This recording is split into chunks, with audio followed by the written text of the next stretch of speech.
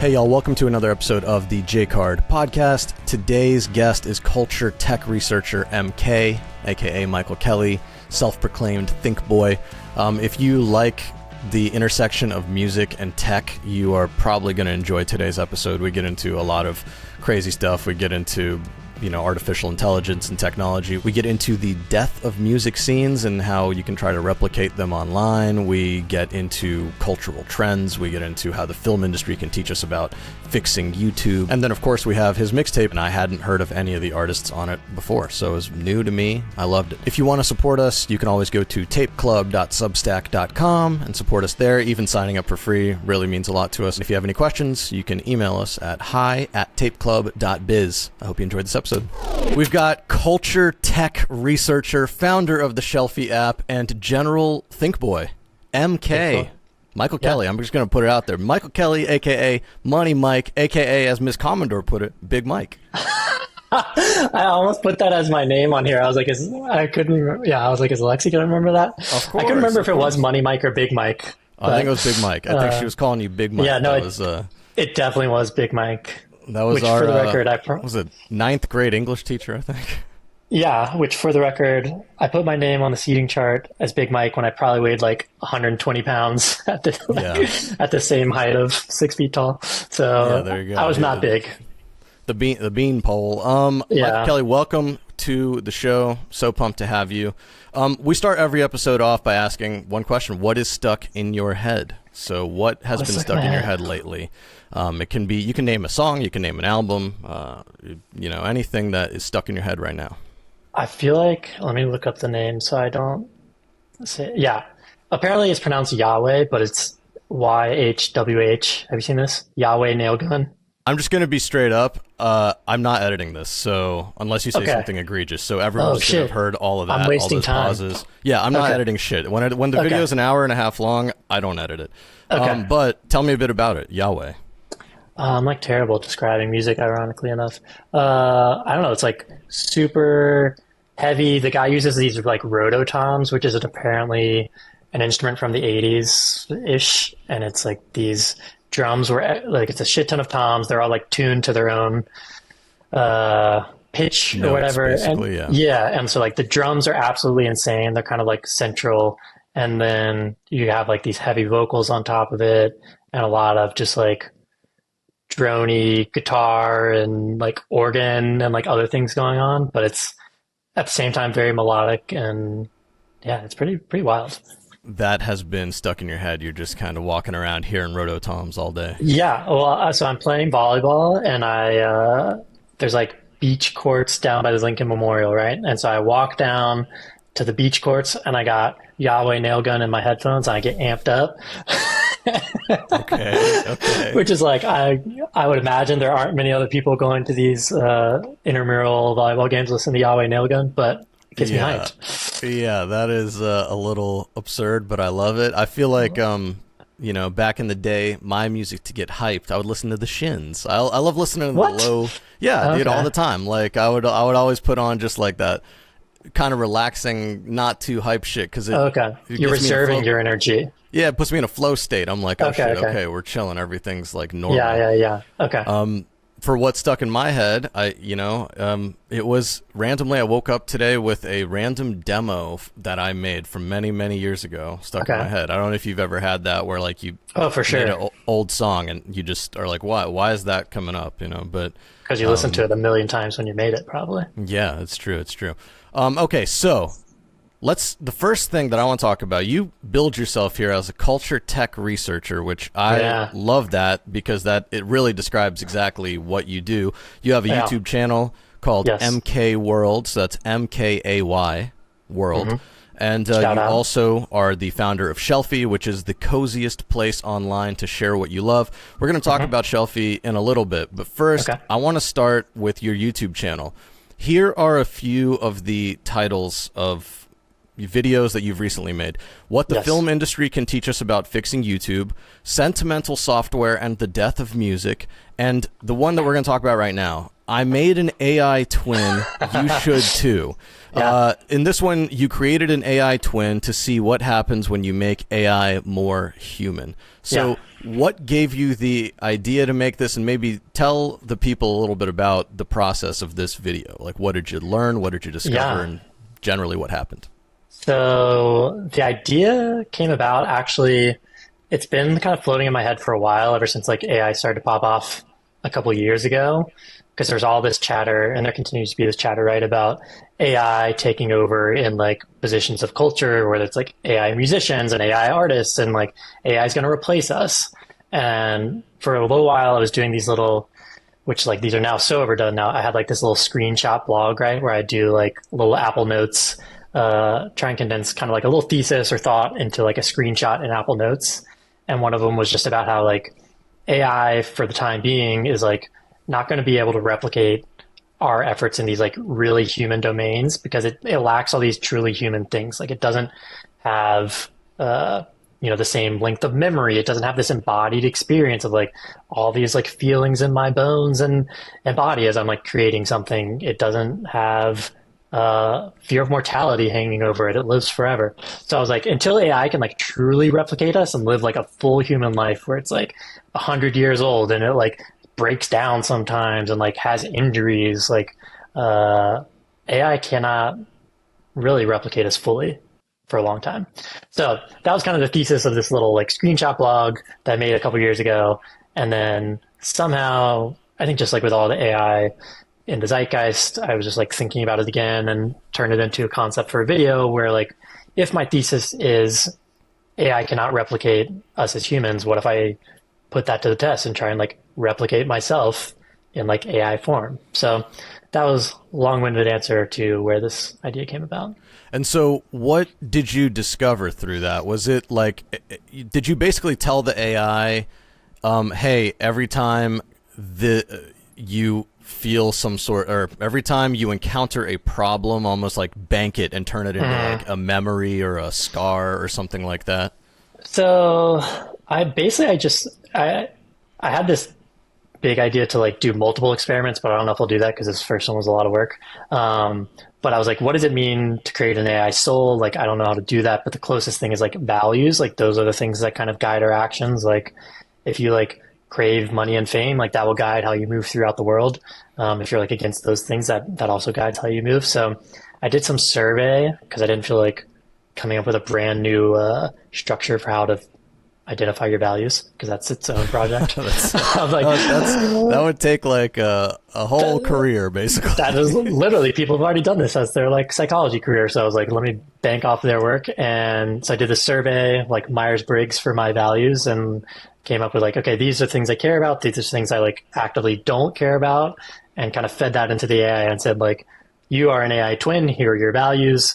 Use that to like move throughout the world. And then I kind of gave it some ethical thought experiments and tried to see, like, does it act like me? Does it feel like I'm talking to a robot?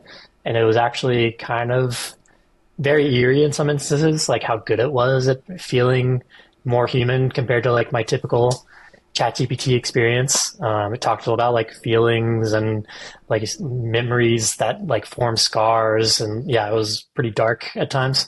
So yeah, it was cool and interesting and weird. Well, to me, the thing about AI is that people talk about it as if it's this like wild newfangled technology. And in my humble opinion, if I'm going to break it down to its most basic, it's the same tech that auto completes, sentences for you on your phone, right? It's just it's pattern recognition based off of a certain data set. So if the data set you're going to feed into it is as much you, in quotes, as it can be, then maybe you will create a full AI twin. It's just what do you build the personality off of completely? Right. When we talk about AI in music, right? I know you brought that up just a little bit ago. Yeah. Before we went on here, I was texting you about this band that is right now band. I don't even know if they're a band. It's a Yeah. weird AI project called Velvet Sundown, and apparently they have over 500,000 monthly listeners on Spotify. So I guess it's just interesting to me to see how you can have AI that has been trained on an illicitly obtained data set kind of become a big referent, a popular artist. They're not even popular, but like they are popular. I don't know. It's very strange. Did you listen to any of them? Velvet Sundown? Yeah, I did briefly. I was like, wow, this is trash. It's awful. It's awful. Yeah.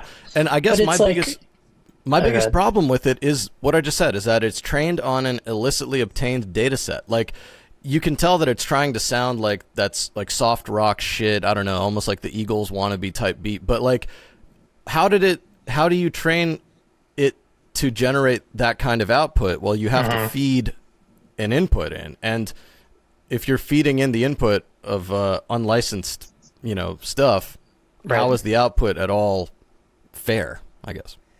Yeah, I don't know. For me, it was just like a validation of like how shitty the average like music taste is. I was like, I can't believe people would like listen to this and enjoy it. But so much popular music is just like mimicry, right? Like it's fucking Benson Boone is like a Imagine Dragons knockoff. Like it's all recycled garbage and ripping each other off. Like it's the same tropes, it's the same like melodies. So it's like so much music is not new. Yes, this is like a gross way of doing it because like no one gets credit, but to me, it's like the people you're putting out of a job is like the next Imagine Dragons. Fuck them anyway. Like, go, I don't know, do something more productive with your lives to make shitty music.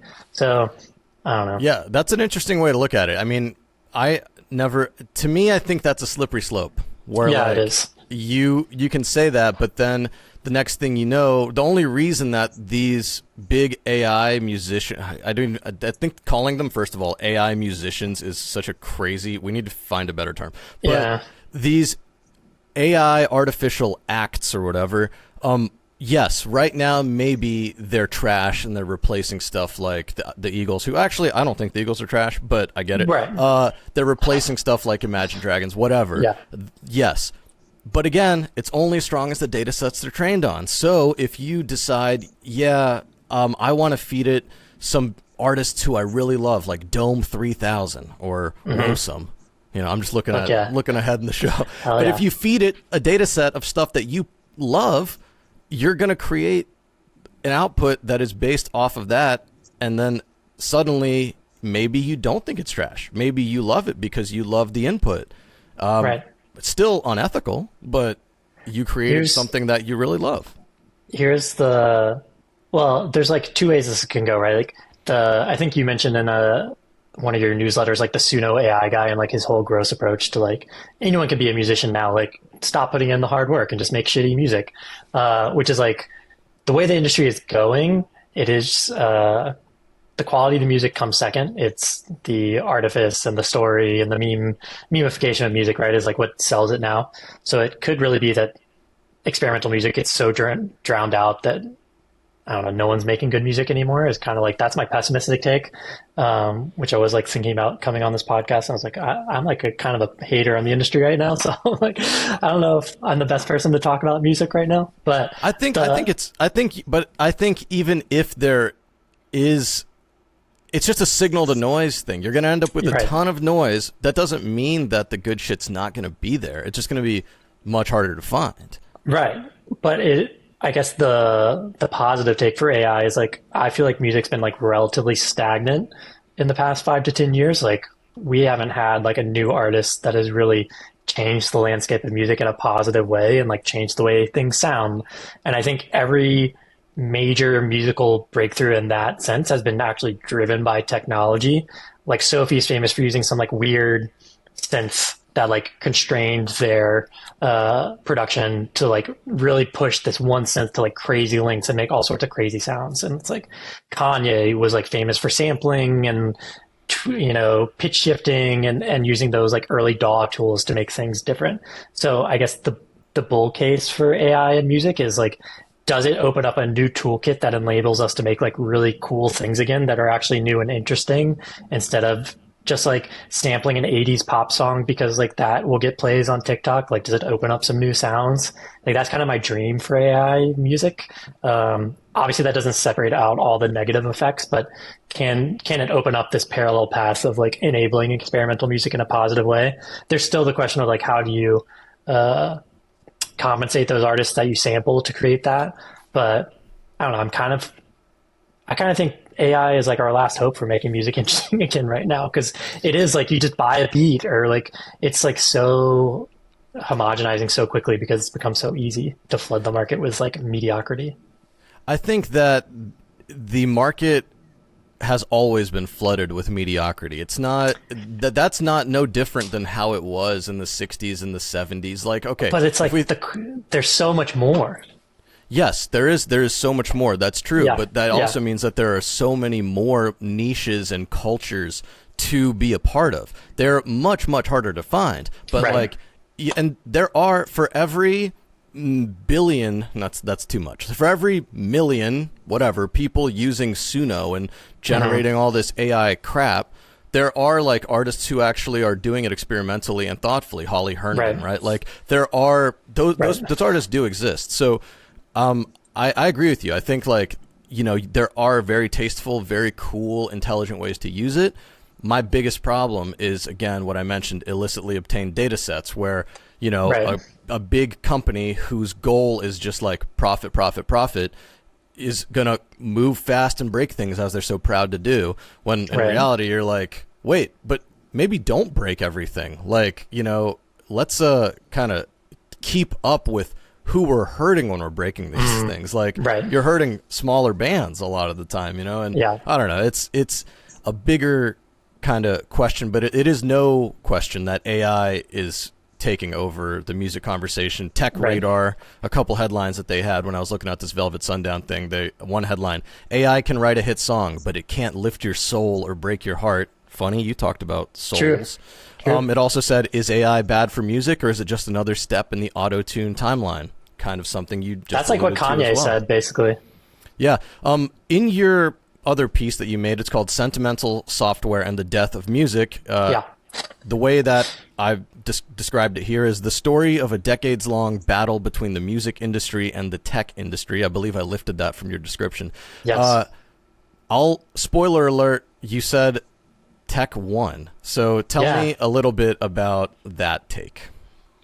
So I think it's a little bit of what we just talked about is the AI piece of, you know, flooding the market of music with AI, which is like, obviously that all that money's going to Suno, not like whatever individual producers probably at the end of the day. But I think basically if you look at the history of music, right, like tech and music used to be partners. It was the electric guitar came out, now we can make rock and roll. The synth came out, now we can make like fucking 80s synth pop or whatever, new wave. So they've been these kind of partnerships where in order to drive sales, you had to sound new. In order to sound new, you needed new technology. And those have been kind of like these parallel loops that have reinforced each other. But I think where this kind of broke down was when tech moved from its focus on creation to distribution. So with Spotify, with TikTok, now tech makes its money not by making music sound more new, but by making it more accessible. Let's dumb it down, get it in front of as many people as possible, and that's where we'll make our money. So now they have competing priorities, right? Where it's the experimental artists, the like Holly Herndons, the Matt Dryhurst, like the people you mentioned, they're not going to be pushed in that distribution system. Like they're more new, more challenging, less easy to digest on first listen potentially. So that gets drowned out with middle of the road, like stuff that is easily recreatable by AI. So now it's like, if you can own the distribution and you can own the creation, who needs musicians? And that's the techno, like, whatever the opposite of utopia that like these people are building. Dystopia. There you go. Is like art and music no longer matters. It's like, how memeable is it? I can make a funny country song with like silly lyrics in 30 seconds. That's what's going to get plays. That's what tech promotes. And I mean, there was that example of that guy. Again, I should know this. I don't, but there was that guy who made like a fake country song and it blew up. It was a meme, and then it turned into like he was actually touring and playing country music, I think, and it was like, wait a second, so are you a country musician now? This is kind of crazy, you know? You used to have to make good music to sell music. Now you have to like make good stories, make good memes, and like music is secondary. If you do the bit, if it's a bit and you do the bit all the time, eventually it's not a bit anymore. That's how it works. Another video that you made is called "What the Film Industry Can Teach Us About Fixing YouTube." So this one is more about collaboration versus personal branding. You're in it. I wrote, you're prioritizing a rebirth of collaborative spirit versus the current standard of siloed personal branding. So tell me a bit about the thesis there in that video in general. Yeah. So I think my broader thesis is that like core historical pillars of culture are being upended now. Like music is being upended, and like that energy, like the kind of thesis of the Cinema software, to like put the cap on that, was like people are going to stop making music. Creative people are no longer rewarded for making music, where you can be rewarded for being creative and do things in a DIY approach now is like software and technology. So someone that would have formed a band 10, 20 years ago is now going to make some cool, weird app, probably leveraging these AI tools. And like that fits much better with like today's distribution and discovery engines, right? So music's getting disrupted. I'm sure you can talk about like film getting disrupted as like more of a film guy. But like video games are now taking over. So basically, there's all this turnover. And the other obvious pillar that we're seeing emerge now is like the whole influencer video culture, right? Like TikTok, YouTube. So basically the thesis is, if that's where the energy is going, let's not fight it and say like, oh no, like read my Substack. Like no one's reading anymore. So like, that's why I'm on YouTube. Like go to where the energy is, but like use it using some of those old tools and systems. So if we're going to be on YouTube, let's not just like recreate the influencer culture of Instagram on YouTube. Let's recreate the 80s DIY punk energy on YouTube. So how do we form scenes on YouTube? And like, instead of it being the cult of Alexei, how is it like Alexei forms a scene around like other people that care about music and art and culture? So the whole thesis there was, how do we use YouTube's infrastructure to recreate like the scenes of the old days that have always allowed art to flourish, and just like apply that in this new context that is dominant. Like you can't fight YouTube. It's like people watch more YouTube than TV or TikTok or anything else. So like give in to YouTube, but use it as like a way to support art instead of what it does now. I think that those channels already kind of exist on Discord. I think Discord is like the modern equivalent of scenes, quote unquote, right? So, you know, whereas people used to maybe get together at like, oh, you knew that this house, this is on some fucking punk shit, but if you knew this house had like shows in the basement, like usually a couple times a month, and it was always sick bands, you knew you could get together, pay like $5 at the door, whatever, BYOB, whatever you want to do. You're just chilling in the basement, listening to music. Yep. That is like a breeding ground for like culture, right? Exactly. Hyper local. Now those hyper local things are just in certain Discord servers, right? You get on, like I'm in the Brain Rot Discord server, right? Yeah. Brain Rot Radio. It's its own little thing going on there, and when people are in there, they're chatting about whatever they want, but it is a slice of a very specific subset of the internet. No, I think that's fair. I think those are good scene building tools, and yeah, it is like that's the smaller internets is like what people have been preaching as kind of this counter movement, if you can find it. It's funny. There was a lot of talk, you know, a few years ago when like giant corporations tried to kind of hijack the Web 3.0 movement or whatever, and they pretended that the metaverse was a thing that didn't already exist. And you're like, you realize like metaverse is just, it's already been around. It's literally the internet. Just because you decided to create your own version of Second Life or whatever and put it in a browser, it doesn't make it a new metaverse. You're just fucking using the same ideas.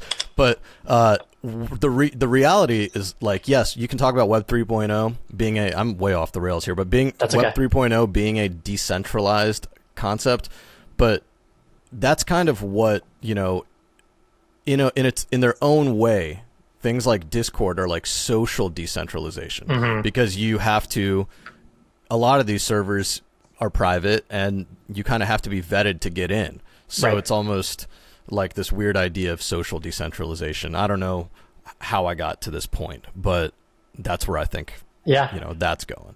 Right. And I think that could be complementary with like these other tools. Like you find which I think is how people use Discord nowadays, of like, you somehow build some sort of community on a YouTube, on a TikTok, and then you bring it to Discord for like the real true believers. This is where I get nihilistic and pessimistic. I think it's all going to get, you know, snatched up by bigger commercial interests, and you know, it's never going to be just about the culture or whatever. Okay, one thing I want to talk about before we get to the first break here, you have an upcoming concept about videos that identify a cultural trend or challenge and find complementary app ideas with proposed solutions. So break that down into a more like explain it like I'm five type thing.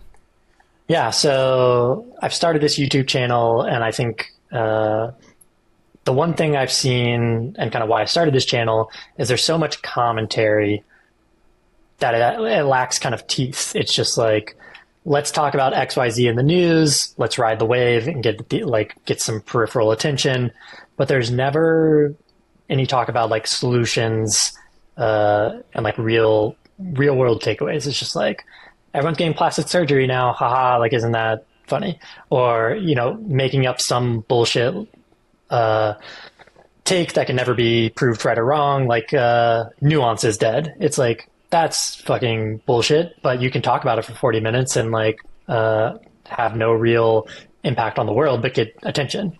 So kind of the thesis behind my channel from the start was, I want to talk about things that are happening, but also propose solutions.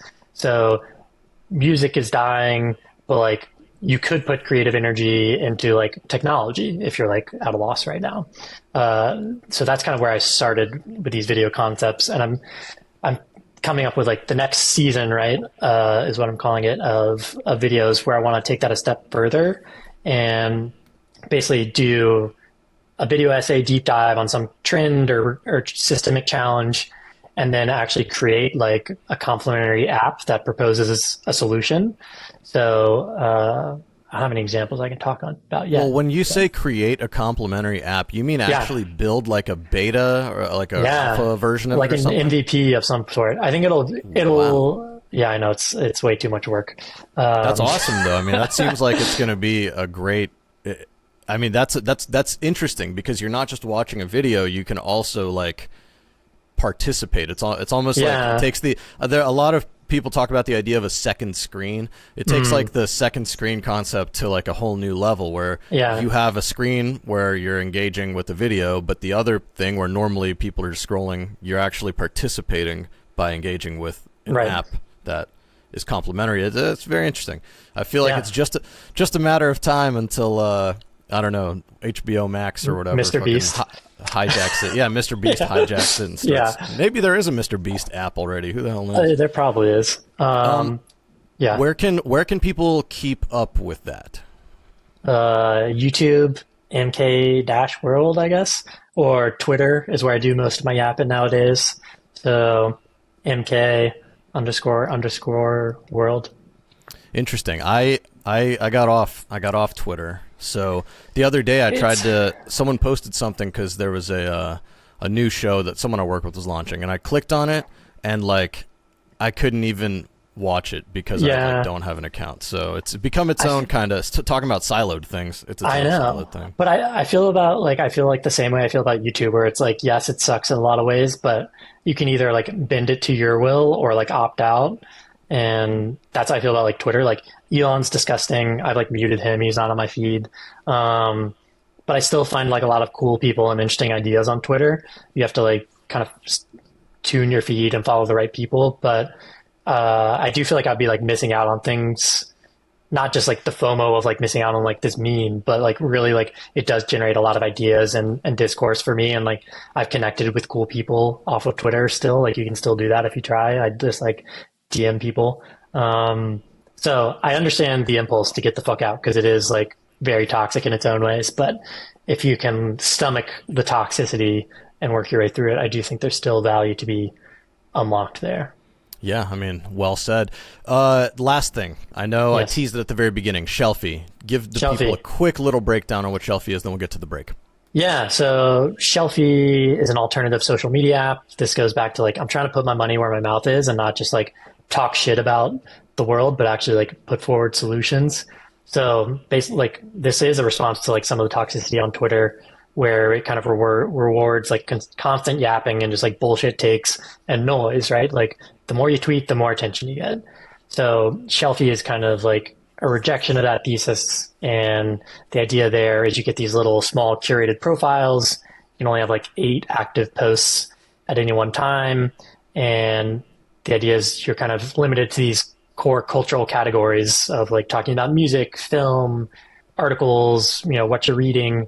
So instead of like turning the camera on yourself, it's like looking outward towards like what you're ingesting and like kind of participating more in the world around you and posting about what you love in a thoughtful way, and like not feeling compelled to post every day. It's like the feed is slow, and that's the whole idea. And it's a great lead in to what our next segment's going to be, where you're going to be giving us a mixtape. You're going to be highlighting some artists and songs you love. Going to be shining the light on some other people. So let's do this. Let's take a quick break. When we come back from this break, we will talk about MKay's mixtape. Okay, it is time for the meat of the show, the mixtape, the playlist, the whatever the hell you want to call it. I'm going to go ahead and call it mixtape because we're like leaning into the cassette thing here. So it's going to be a mixtape. I like meat. I like maybe meat tape. Meat tape, okay. MKay's meat tape. All right. Hey, Yeah, you said it. You said that it, sounds awful. That's like my OF. Yeah, you fucked up. I have not heard of a single one of these songs, and I was so excited to listen to this mixtape, and I loved it. Until you listened. No, I loved it. I mean, I put this thing on, and I was just like, next thing I knew, it was over. Sweet. I hadn't skipped a song. So Arcadia by Dome 3000. Tell me a bit about this one. Yeah, so should I talk about the overall playlist thesis first? If you have one, yeah, sure, go for it, yeah. So I went on a trip to California recently. I was out in nature doing a lot of hiking. And I actually had the idea to like start doing these like video playlists where I pair songs I'm listening to with like me walking around, just like found footage out in the world. So this was like the first playlist idea that came to mind. So all of these tracks they're either like very expansive and kind of like maybe something Alexei would listen to get amped up for his like intramural soccer games. They're, you know, really, really center you and make you, or actually they make you feel like small part of like a big world, you know? That's why I listened to it before we started. I was like, there you go. I'm going to be on my A game today. Exactly. So there's like that, which you can like listen to on a hike and you're like, wow, the world's beautiful and amazing. And then the other end of the spectrum is more kind of like get you hyped and like get you moving a little bit. So there's a couple of like dancier tracks for when you're like, let's take on this mountain and like get up this hill. Interesting. Yeah, you sent me you sent it to me as a playlist, and the title of it was "Nature Is My Church." Normally, I mean, we've only done a few of these episodes so far, but when people sent me playlists, they'll just call them like J-Card or podcast playlist or something. And you wrote "Nature Is My Church." I think you're the first person who has had like a distinct almost thesis coming into it. So yeah, I thought that was the Think Boy approach. Homework assignment. It's the Think Boy approach. I can't turn it off. So Arcadia by Dome 3000. This one really fits into the nature and church vibe. Yes. There's this other thesis, which I know you love hearing my theses, that like there's so much lack of novelty in new music that more artists are reaching back to like classical. So that was like the other thesis that I didn't fully work in here, but that there's a lot more like classical themes in the music I'm listening to, at least, and you'll see that in some of these artists. So this one, yeah, it has like a very, yeah, Hannah listened to this and she was like, oh, it sounds like church music. It's got this like churchy arpeggio on like some sort of organ. But yeah, it's just like a nice tune. How'd you discover this one? I don't know. Honestly, it might have been like my release radar on Spotify, which is lame, but sometimes it has some tunes that hit. All right, well, let's listen to it. Here's a little bit of Arcadia by Dome 3000.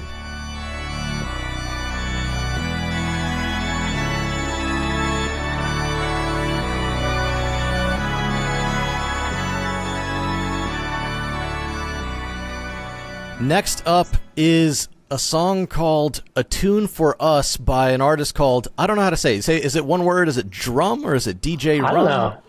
It's one of those things where you've seen it written, but you've never... Yeah. So tell me... You say DjRUM. Okay, I'll say DjRUM too. A Tune for Us by DjRUM. What's the story with this one? When did you hear it first, or have you been listening to DjRUM a long time? Honestly, tell me a bit about it. I think I've been listening to DjRUM for a little bit, and they're one of these artists that made me think of this like mashup of kind of like classical music themes with like more modern percussion and pop tropes sometimes. So they're like one of the artists that contribute to that kind of thesis that I have percolating in the back of my mind as I was working on this. But I've been familiar with them for a while. I don't know how I found them, but then I saw someone tweet about their new album. I was like, oh, I got to throw that on. And I did. Shout out Rehan. Who tweeted about this. Have you listened? So you said you listened to some of this while you were like out in nature and stuff like that. You ever listen to DjRUM while you're kind of walking around in nature? Is it a walking around type artist for you? Yeah, it's like, let me have like an existential crisis and walk around, or just feel like the world is beautiful. It goes in either direction. I mean, they're mirror images in a way, right? They are, yeah. Two sides of the same coin. Well, let's listen to a little bit of it. Here is A Tune for Us by DjRUM.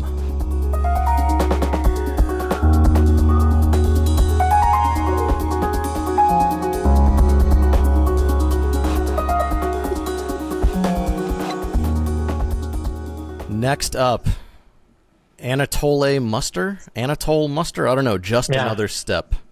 So this one is off of an album called I've Never Missed a Plane, which... I have missed a plane. Have you ever missed a plane? Not due to my own negligence, only due to like, your flight gets delayed so you miss your connection type of stuff, but I've never like slept through a plane or something. Have you? Oh yeah. Yeah, I did it one time. I missed All it takes is one. I missed the entire trip because of it. Because like basically the trip was only like a 2-day thing to the West Coast, and I missed the flight, so then I would have had to go out the next day, and at that point I'm like, well, I'm not just gonna go out there for what was one the trip? day. It doesn't make any sense. It was to Oregon. It was a long story. I'll tell you off mic. But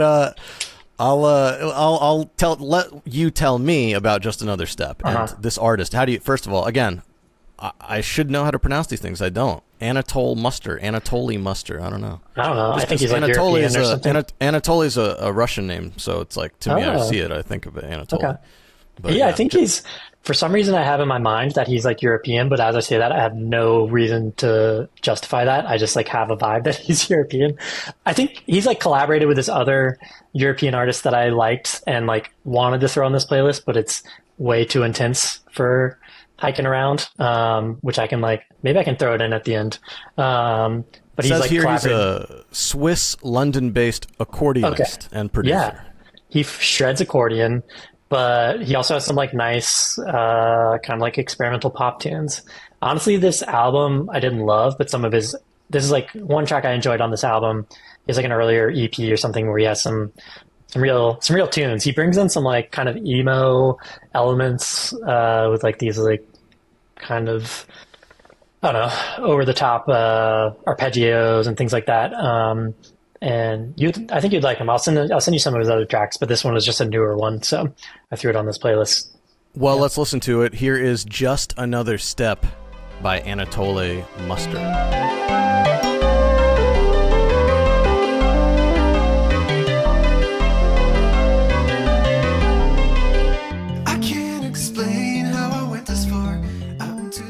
Next up is a remix. It's a song called Last Night I Dreamt I Was Alone by Vegyn.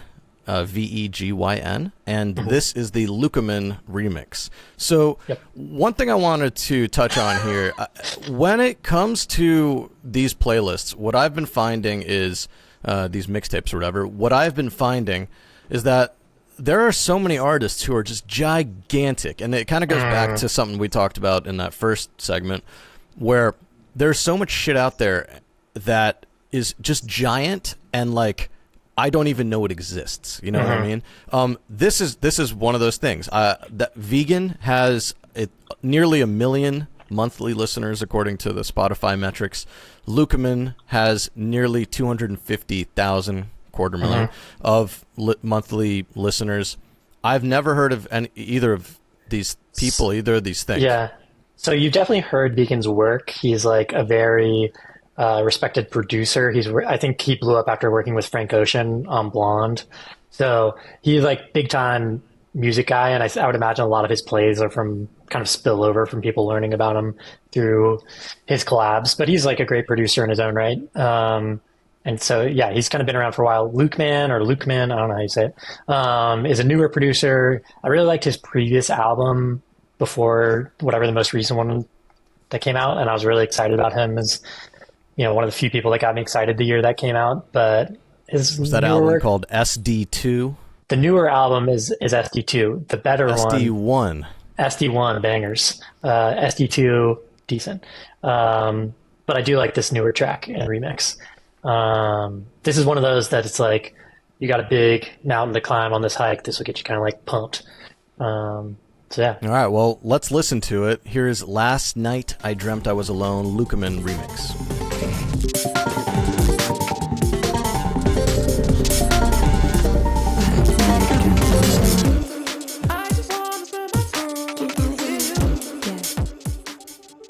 Next up, Woesum with L.L.L. What's the story behind this one? When's the first? You remember the first time you ever heard of Woesum?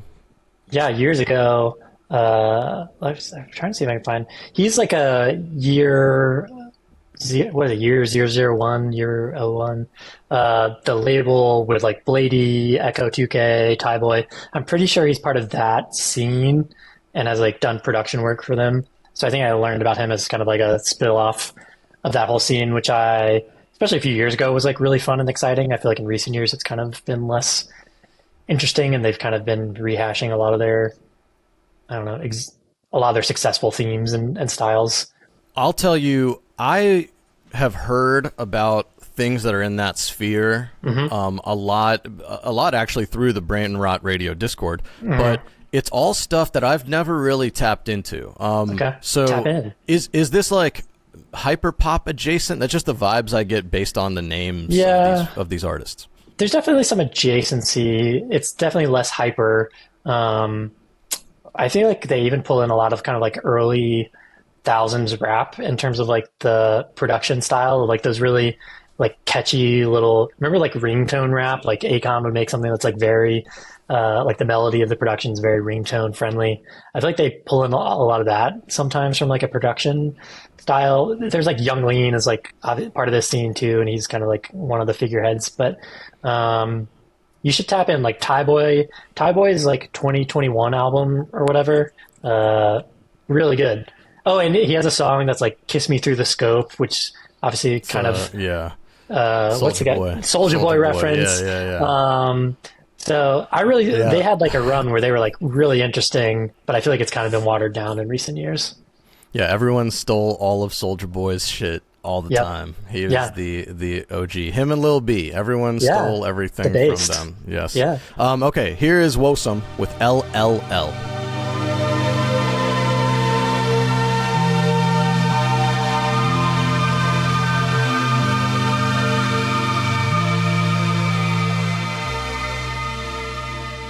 Next up, Heroines by Palmistry. This one, when I was listening to the mixtape, made me like look up. I was like, whoa, this is a little more aggressive, I felt like, than the other ones. Because the other ones kind of had like this flow to them where it was like, I was just like working and it was on in the background.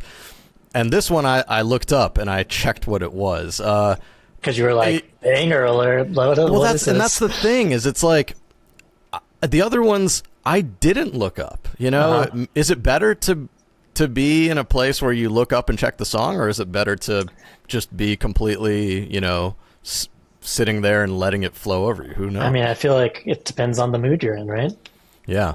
So Palmistry, what should we know about them? Palmistry is another guy who I think is more famous as a producer than as an individual artist. I'm pretty sure he's worked with like Drake and others. Like he's got a real like skill for melody, and like creating these kind of like experimental pop tunes that have that crossover potential. And yeah, so I've been following him for years. He's got like some bangers in his catalog. He had this new album come out, which had a couple songs I liked. Overall, didn't love it, but this Heroines one I really enjoyed. It's like melodically very fun. It's got some kind of like Burial vibes, like that kind of haunting pop that Burial is known for. So it's not like totally brand new, but it's like a catchy track, and it gets me moving. So I'm a fan. This is the one where you've just gotten to the top of the mountain. Yeah, maybe a little celebration on the way down, you know? Okay. Well, sometimes the climb down is the hardest part. That's true. Yeah.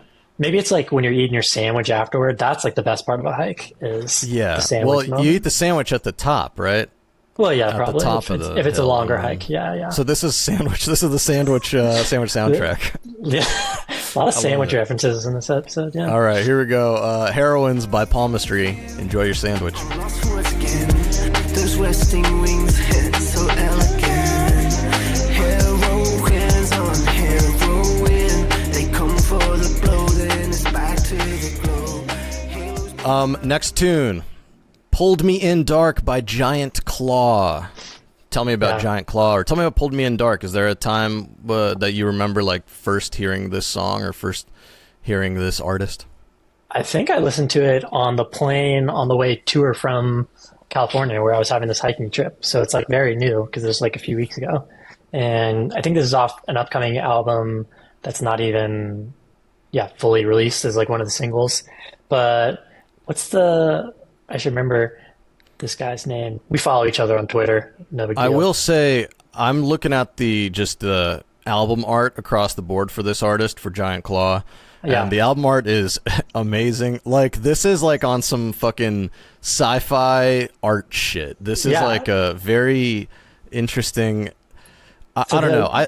Of all of the mixtapes that have been brought to me so far on this show, this one is the most just highbrow, like intelligent art shit that I've like had so far. This is Think Boy core. Like it's almost like when I look at it, I'm just like, all right. But the Pulled Me in Dark album art is the Pulled Me in Dark album art is incredible. It's cool. I'll try and flash a little bit of it on the screen for the YouTube viewers. So I remembered his name. Keith Rankin is like, I think he's a digital artist in his own right, and like does album art for other artists. Like I know he's done some work for this Japanese artist I like called Nitsuki. I don't know if that's how you say it, but so he is like an artist. So he does these wild album art for his own work too. And that's what this is.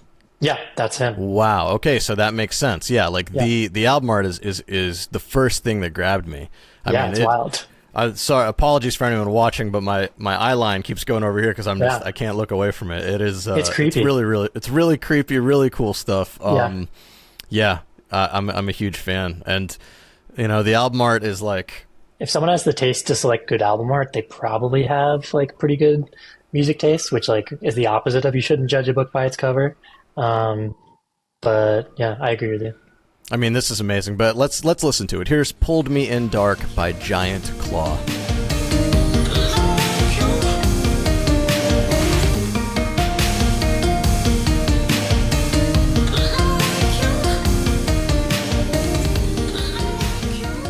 All right, the last two tunes that you have are both from the same artist, so I imagine you put them here on purpose. Why is Vanessa Amara the artist who you picked for these last two songs?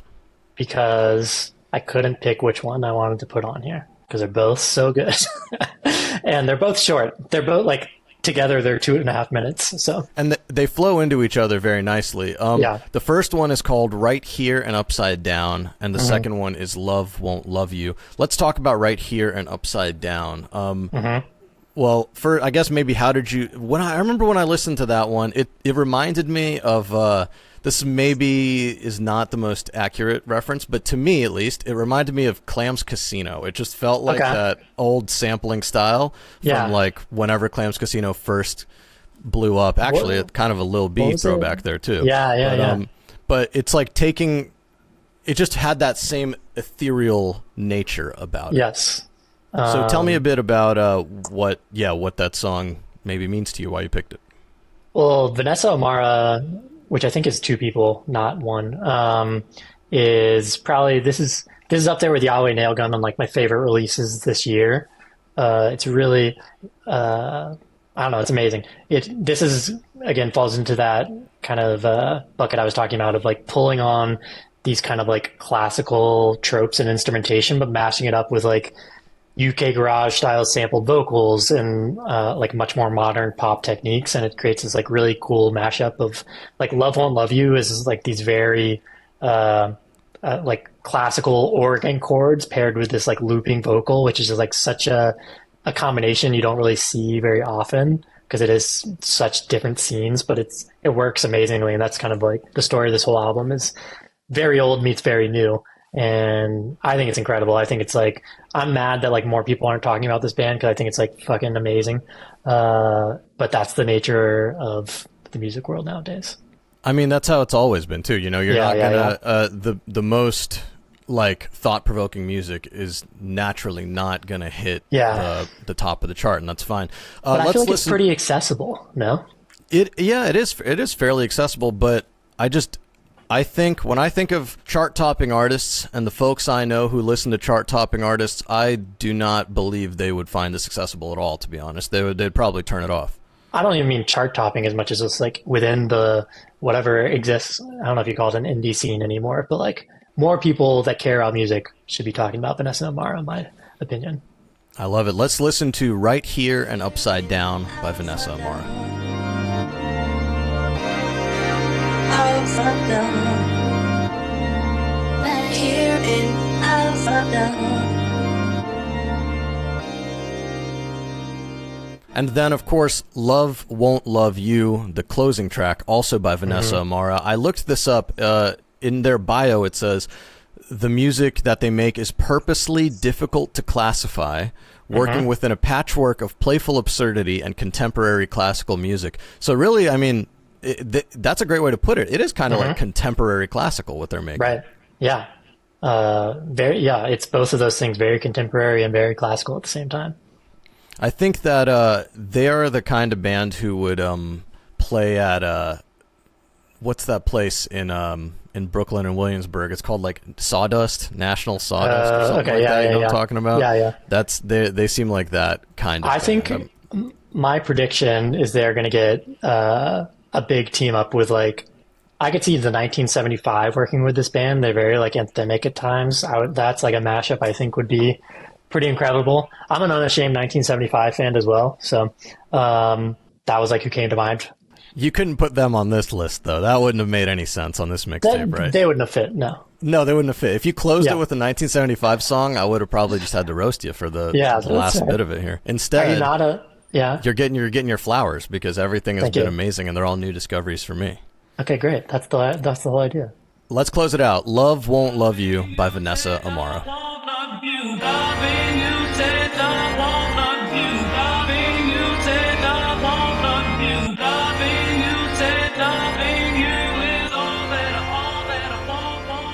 And so there it is, the Think Boy mixtape from MKay. Let's go. How'd you feel? Was it good? Are you confident in it? A cool mixtape? You'd be willing to put that one down on, magnetic tape and give it to people? Is that what you're doing? Are you making physical mixtapes for these? Right now, we're still figuring out. Probably a licensing issue. Well, if it's some DIY shit, look. Do some bootleg. We don't ask. Yeah, as we say, it's like a little bootleg DIY shit. Send it to like a couple people. We'd love to. I think we'd love to make more cassettes, but we need more subscribers, I guess. Yeah. But that's okay. You know, we'll figure something out. One quick break, and then we are going to play a little game and then get the hell out of here. All right, last segment of the show where we always play a little game. Today's game, we're going to make a tier list of music-related tech and apps. MK, you know, you delve very deeply into the world of music and how it relates to technology. So I figured what better way than to go back through some crazy influential music tech and let you rank it. So we're going to do Nano.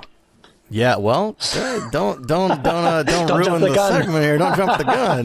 But did you ever have an iPod Nano? Did you ever have a shuffle? One of the shuffles, you know, a little tiny. Oh yeah, ones? that's what I was thinking. It was the shuffle. No, yeah, I wanted to see what music I'm playing.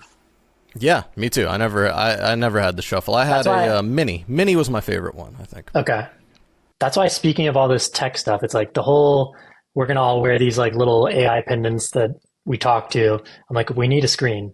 Like screens aren't going away. Yeah. That's my hey, take. look. I mean, I love that. It's going to be the quote on the YouTube title. We need a screen. We need a screen. Michael Kelly. Yeah. All right. So we're going to do S tier all the way through F tier. So S, A, B, C, D, F. S is the best. F is the worst. Let's start with the biggest one of all right now, I would say, Spotify, a monopolizing streaming giant that pays artists enough to maybe buy a cup of coffee after a million streams. $10 a month, you get access to almost every song ever made, minus the royalties, of course. So, where are you going to put Spotify and why?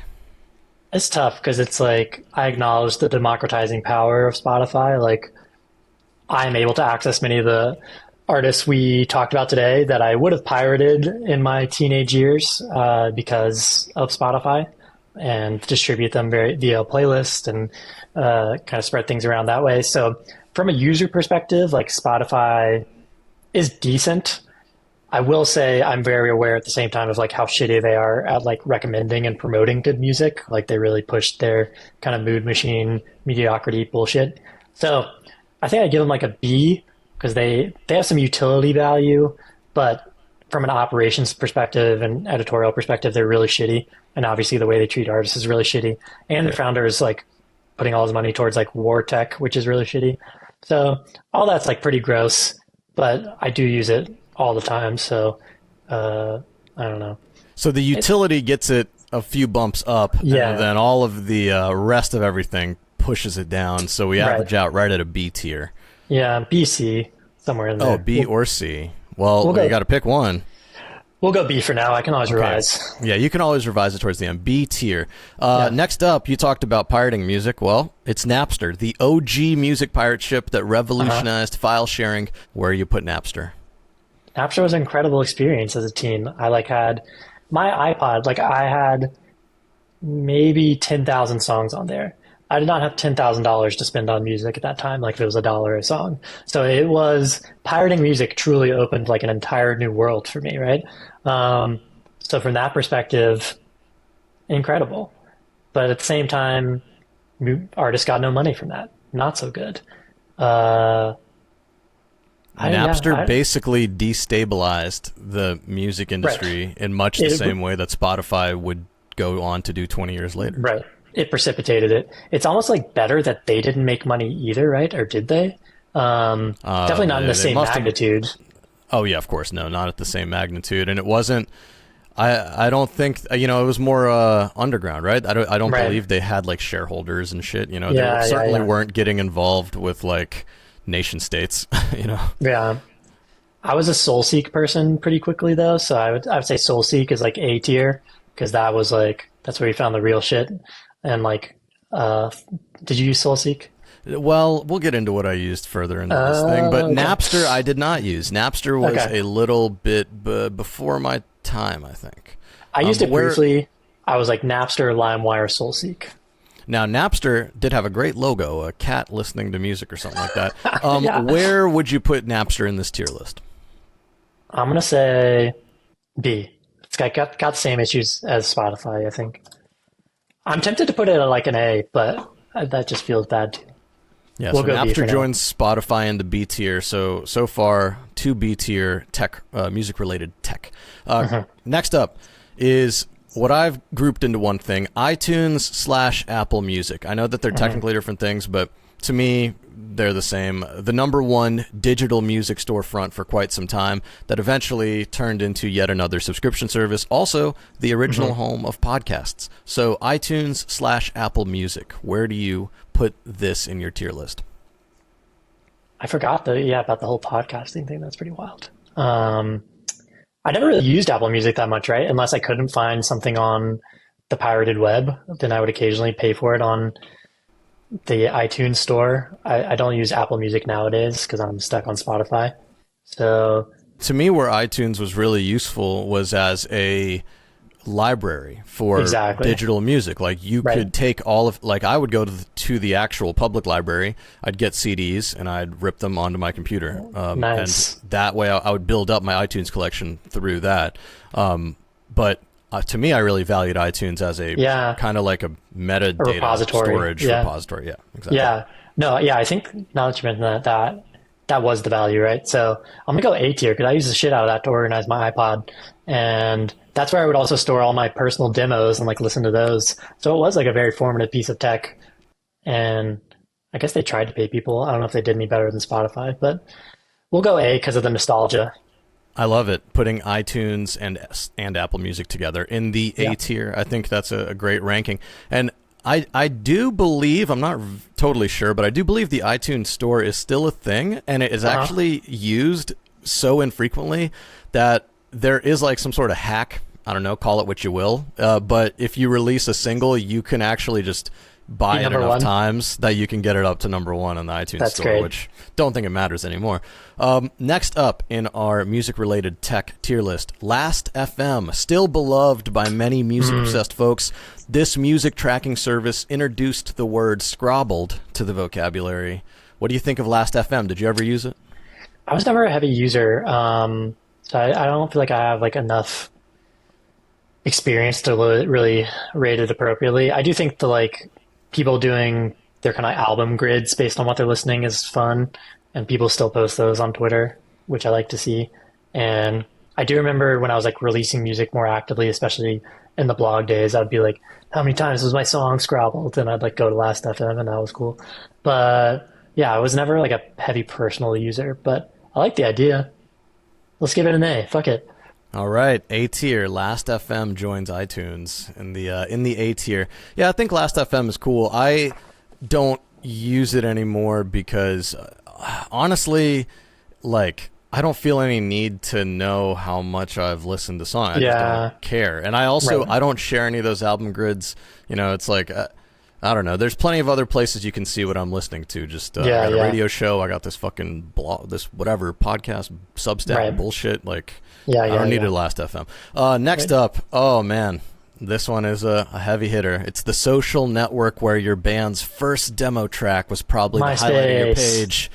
And then everyone migrated away from it, and then they accidentally deleted everyone's old stuff. That's right, MySpace. Where are we putting MySpace in the tier list? Despite just deleting my high school band music, they're S tier. They were the spot. That was where, this was the brief moment when like the democratization of the internet supported art in a meaningful way, and you could find some artist that had like 1,000 plays and no name, or like you had no idea who they were, and then there were institutions there to catch them and support them, and then you had like Animal Collective happen. Like that shit was wild. That was good ass times, and like Discovery was great.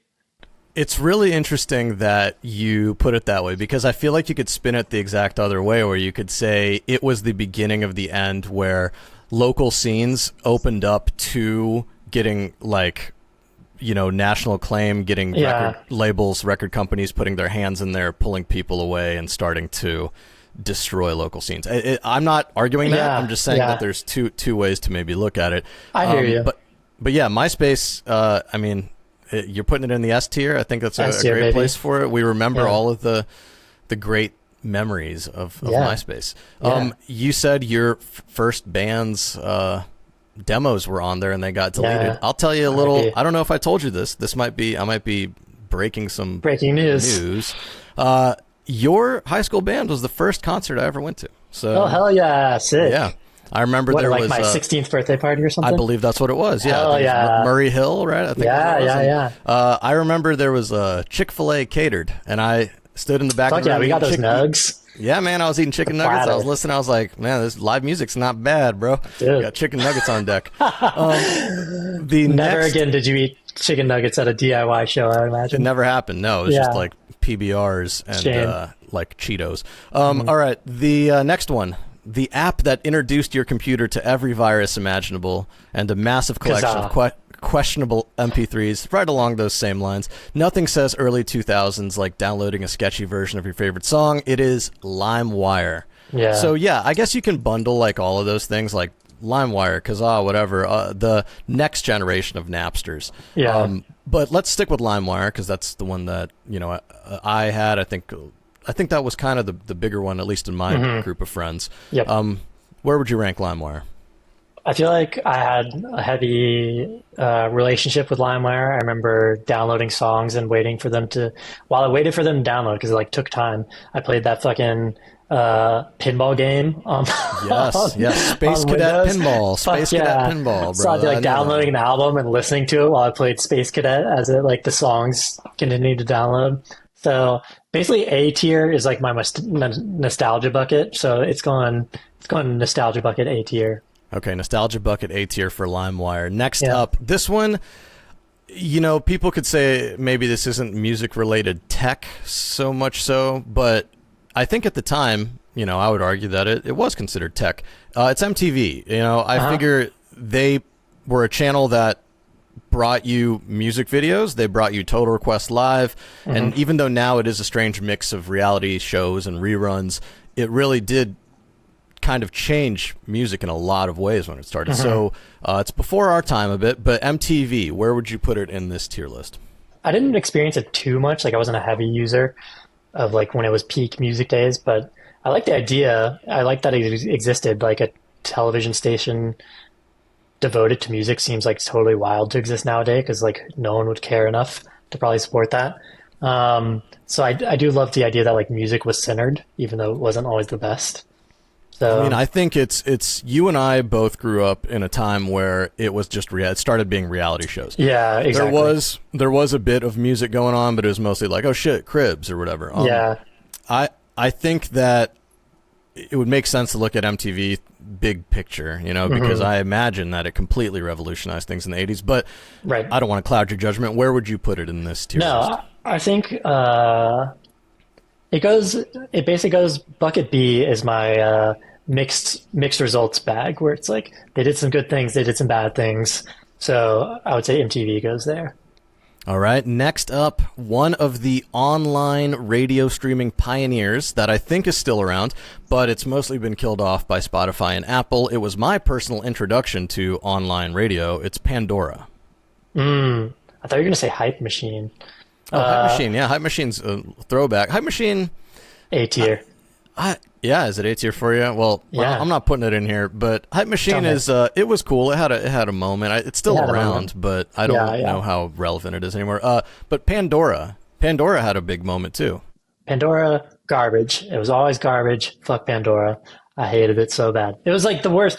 It's like it's the original of like Spotify's terrible recommendations, where it would just it's like, hey, you like this band? What about a worse version that is like more commercial, probably?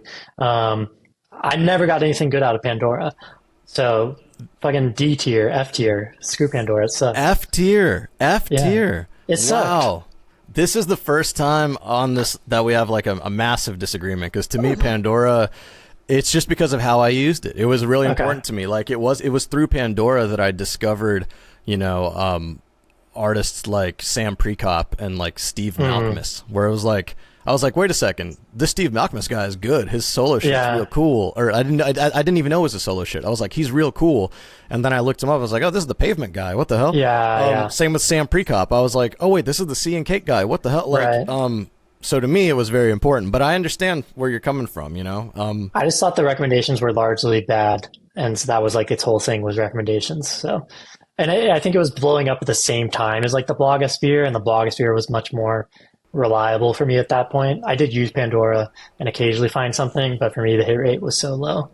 Yeah, So. Pandora was also, it was quite repetitive, so I do understand. Yeah. It is the first resident of the basement down here in the F tier. Next up, the streaming platform that birthed a whole genre named after it. You could listen to random rappers' demos. You could listen to legitimately good underground punk shit. Either way, it was the Wild West of talent for a while. SoundCloud. I've never been a heavy SoundCloud user. I feel like it's like now, there was a brief time where like you could find a lot of good demos on SoundCloud. I feel like that's changed in recent years. There's this, have you heard this app Untitled? I feel like that's the new SoundCloud for releasing more demo-y music. I have not, but that seems like a good tip. Pro tip, Untitled. I haven't checked them out in a while, but I know they're kind of blowing up. But you don't think SoundCloud, I mean, again, I don't want to cloud your judgment, but no pun intended, but SoundCloud, I mean, it literally like birthed a genre, you know, SoundCloud. But I think SoundCloud rap isn't that great overall. Like, I'm not a big SoundCloud rap guy. Okay, all right. I feel like it was like shitty rap and EDM for a long time. I think perfect. Yeah, if you respect Soulja Boy and Lil B and all that, like that's true. They did. Can't not respect that. But they were like the tip predecessors to it. Almost, you know, and so I feel like it was like they happened and then it like. Yeah, I shouldn't be like defending things on here because I really do want to get your real. I think take I on associate it too much with like Lil Peep, which I like R.I.P. Lil Peep or whatever, but like not good. Wow, okay, now I know it. I'm clipping for social. There it is. That one. No, I'm gonna get so roasted. Where are you putting SoundCloud in this tier list? I feel like B is like my undecided bucket. No, but be honest too. Like you know, if you look back on it and you go, "Oh shit, why did I put that in B tier?" You know. I guess like what was its overall impact? That's what I'm like struggling to wrap my head around. Like, did it? But beyond SoundCloud rap, was its moment long enough between like the Napsters and the Spotify's? Like, did it have that much of an impact on like the overall music scene? I don't know. That's up to you to decide. We're just going B tier. We're going B tier. Interesting. Yeah. I personally would have put it in D tier. I think. I don't think really? It's very relevant at all. Yeah, I was just giving you some thoughts. You made me think about it. Yeah. Yeah. I mean, which is good. That's really what it's think boy shit. That is. We've got two more. One is the app that makes people in bars and restaurants all over the world look silly as they hold their phone up for 10 seconds in the air, trying to figure out what song is playing. It's Shazam. Shazam. I think people use it at like, I guess like club shows to figure out what the DJ is playing. I mean, or if you're like, you know, like I said, in a restaurant or a bar, you can check out. It's like I just remember learning about it as a technology and being like, holy shit, wait a second, I can find out what any song that's playing is. This is kind of crazy. And you know, such a good idea that Apple just bought it, or basically somehow figured out a deal to put it into the phone natively. Right. So. It's really impressive technology. I think I haven't like historically found myself using it a lot. When I do use it, it is, especially it's the best when it's like, you know, the song, but it's like tip of your tongue and you're like, can't figure it out. Then it's like very rewarding. But I don't know how big is its impact. It's like fine. It's inoffensive. It's inoffensive. It's just utilitarian. It's Shazam. Yeah. Where what do you think? Where are you going to rank this one? B. It's probably like the same tech that's now used to demonetize YouTube videos that use unlicensed music. So I'm like, and not really into that as someone who wishes they could use more unlicensed music. I will say you're being very, very nice with all your rankings. But the only thing that you really hate so far is Pandora. Fuck Pandora. Yeah, we're on our last one. Our last one is a little device that made sure your pockets were full of music. If it's an iPod, that's S tier, baby. Back when tech seemed less doomed, is what I wrote. So S tier for the iPod. You said that one very quick. That's one of your favorites, I guess. Although I guess I did give up my iPod for Spotify, but its role in culture was like huge. No, you didn't give up your iPod for Spotify. You gave up your iPod for your phone.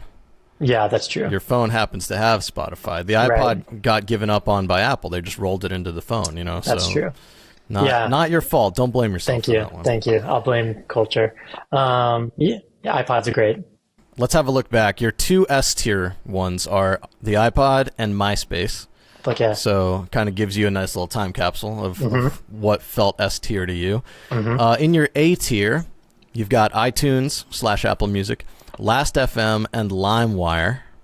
So a nice little A-tier there. B-tier, you've got B-tier is where you have most of your things. You got Spotify, you've got MTV, SoundCloud, and Shazam in B-tier. Oh, and Napster, of course. How could I forget? And then F-tier. Straight to F. We skipped C, we skipped D, straight to F-tier. Pandora, yeah. Pandora is what you widely consider to be the worst music tech, I guess, ever made. Yeah.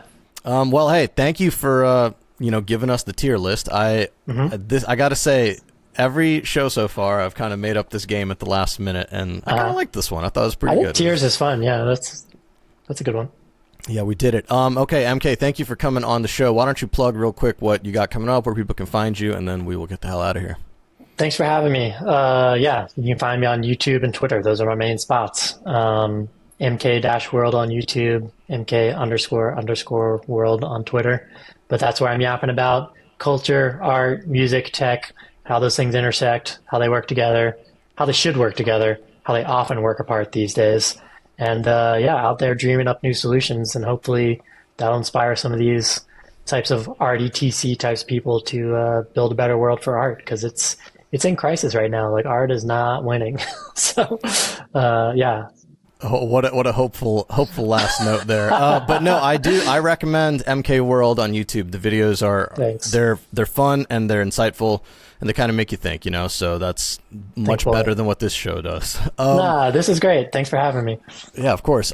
Look, listeners and viewers, if you don't already support us, you can go to tapeclub.substack.com. There you can support us for $5 a month if you want. That comes with a quarterly cassette tape that is mailed to you.